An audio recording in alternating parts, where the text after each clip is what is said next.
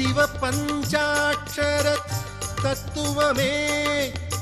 சிவலிங்க வடிவாய் திகழ் பரங்குன்றம் ஆவுடை அம்பிகை மணவாளன்